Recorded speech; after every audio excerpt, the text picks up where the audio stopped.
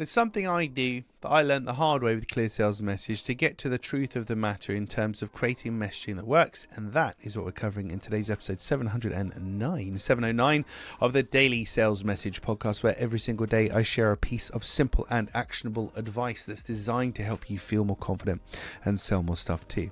Now, in the early days of Clear Sales Message, I would get people into a room together from a business and ask them questions about the business. So what do you do and how do you do it and why should people choose you, and so on and so forth, trying to build the messaging together, the arguments and the questions and so forth.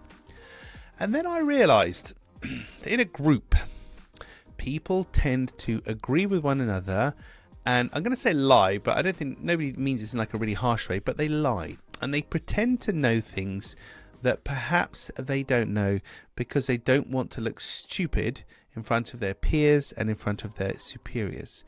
And I learned that very quickly. So since that day when it dawned on me that was happening, I now silo people off individually. So when I work with a company, I've just worked with one in particular, I've had 18 different single phone calls or Zoom calls with people asking them questions about the same business.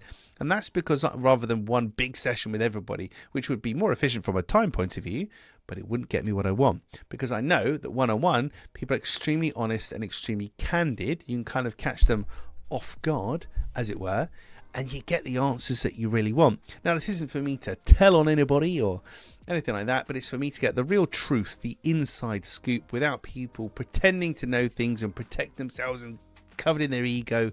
I couldn't care less. I just need to know the truth. So splitting people up, siloing them off, speaking to them separately, that works very well for me. So if you're looking at doing your own messaging and you're asking people questions, and maybe it's your own team, for example, don't ask them all together as a group, because you get a very different answer versus in siloing them off individually and asking them one-on-one. People tend to give you a lot more one-on-one than they do in a group. And that's the moral of the story for today, children. Right, that's it for this episode of the podcast. Tomorrow, episode 710, how to sell to people who don't have a budget. How to sell to people who don't have a budget.